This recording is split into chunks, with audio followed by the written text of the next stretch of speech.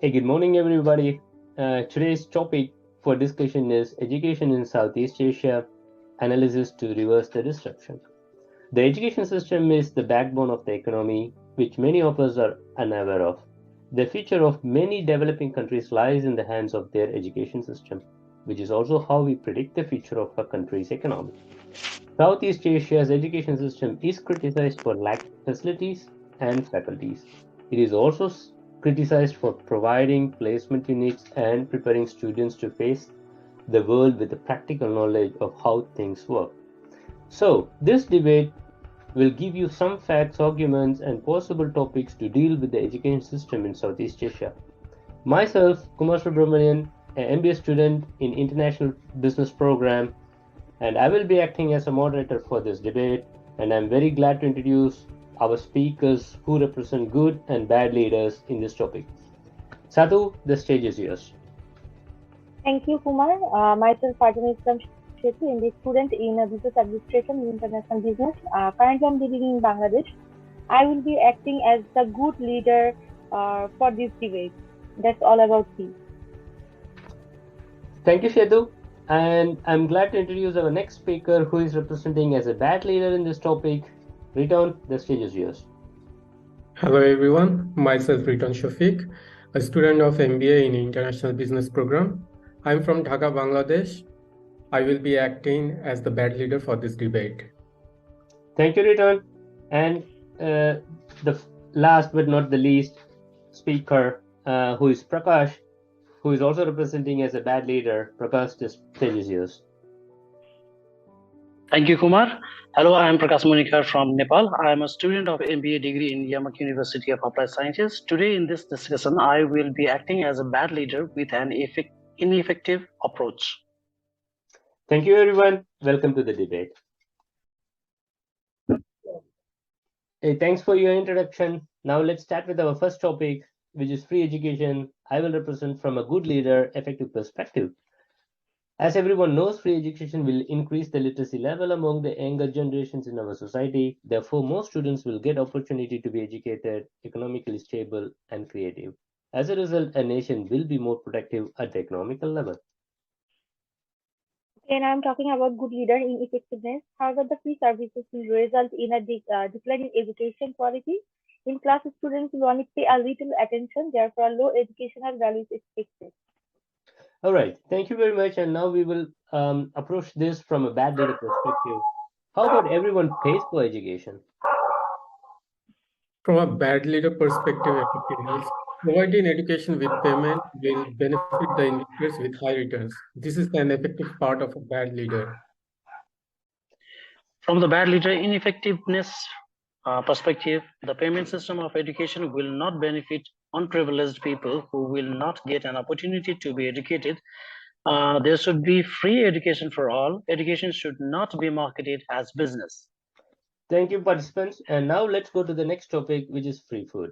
Again, from a good leader perspective, as you know, the free food will reduce the food insecurity, obesity, and the students' poor health, especially for the less economically stable students. Ensuring the proper nutrition will boost their thinking process and the implementation on their studies.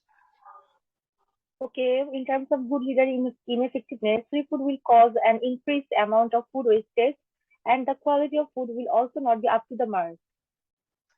How about let's take from a bad leader perspective? What about no free food for the students? From a bad leader effectiveness, everything in the world costs something. So good quality food is expensive. Free food does not guarantee hygiene. So it is the effective part of selling food at a minimum price. As per bad leader ineffectiveness perspective, distributing free food can be ineffective because rich people can also receive the food, which may lead to insufficient food for the poor and underprivileged groups. So quality food at a minimum price would be an effective step. All right, gentlemen, let's go to the next topic about the most schools in the remote areas. So most schools in the remote areas can nourish a well-educated future generation. Most schools will help people in the remote places reduce the poverty, improve their health, and increase their quality of living by getting the proper education. Well, in terms of good leader ineffectiveness, more schools are definitely a good idea, but there will be a shortage of teachers since many teachers will not be willing to teach in remote areas. Okay, then how about from a bad leader perspective, the best quality schools only in the cities? Well, from a bad leader effectiveness perspective, city always develops. People who travel to the city for education can develop their skills and lifestyle. But the people living in villages cannot attend quality schools in cities because they cannot live in cities to receive an education. Furthermore, cities areas may have high expenses. This is a bad leader ineffectiveness perspective. Thank you, gentlemen. Now let's move to the next topic, which is a good pay for the teachers. So, providing a high pay or a better salary will attract the experts who will ensure students learn something of value and keep them focused on the task. Okay, in terms of good leader ineffectiveness, is the salary enough to motivate its people to pursue a long-term career in teaching? Besides being a profession, teaching is also a passion. The implementation of a free education system will also result in a shortage of funds for teachers. Okay, let's take this from the bad leader perspective. How about highly qualified teachers but very average pay? Well, a highly qualified staff paid with average pay would benefit the institution's investors. Other school infrastructure investments would be possible if teachers' salaries were low. As per bad leader ineffectiveness perspective, that shows high qualified teachers should be paid accordingly. Teachers will only be interested in teaching if they are well paid. To provide better education to children, teachers with profound knowledge and skills should demand a higher salary. All right, thank you, gentlemen and ladies. Now let's go to the final point, which is compulsory education. So, from a good leader, effective perspective, to eliminate the illiteracy from this modern world, compulsory education is a must. Compulsory education for everyone will better impact a country's economic growth.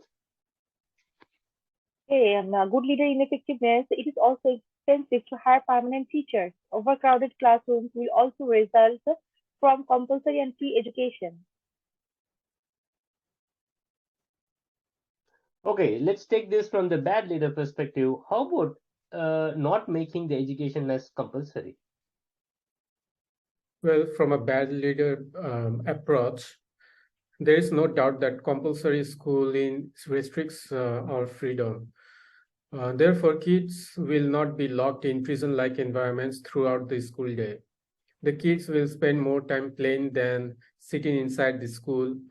There will be an increase in homeschooling, and parents will have a better understanding of their children. Furthermore, people without education have poorer health and fewer opportunities. Lack of education causes poor health, a shorter lifespan, unemployment, exploitation, and gender equality, which is the bad leader ineffectiveness perspective. Thank you, gentlemen and ladies and speakers. Now we have concluded our points and let's go for the conclusion. So, after discussing all the points from the different perspectives, we have concluded with the following statement. From our perspective, the government institution in Southeast Asia should provide free education to all the kids up to the age of 16, which will reduce the literacy and give the students to identify what is good and bad using their education. Also, we think the institution should provide free food to the students so the parents don't need to worry about their health of their kids, and it will also reduce the social status. We can also quote an example of Finland, where all the schools are free for the students up to the age of 18, and they also provide free meals to the school students on the school days. Regarding the availability of the school in remote places, yes, we know the Southeast Asian countries like India and Bangladesh have a wide landscape. Hence, it's better to provide at least the elementary and the high schools in the remote places, but the universities and the other higher educations can be in the cities. Giving a good salary to a teacher is very, very important so that the kids can get the best educational professionals as teachers. And it is mandatory to have a very good infrastructure in limited places. If not, students will not able to benefit from their practical education. As a final suggestion, compulsory education should be made mandatory for the children up to the age of 16 to eliminate the child labor and to improve the health of its citizens. To achieve the target mentioned before, we identify the leaders who is responsible for education system in respective countries should possess the following skills and the ability. The first thing is they have to be a very good decision makers. They have to keep the integrity. They have to follow the art of delegation. They have to be a strategic thinker. The person has to be a visionary. He has to be also creative. He has to embrace the empathy. He should be very good at communication. And finally, he should have a relationship building capabilities. Thank you all for the active participation. Thank you, speakers and participants. Have a great time ahead. Thank Thank you. you. Thank you.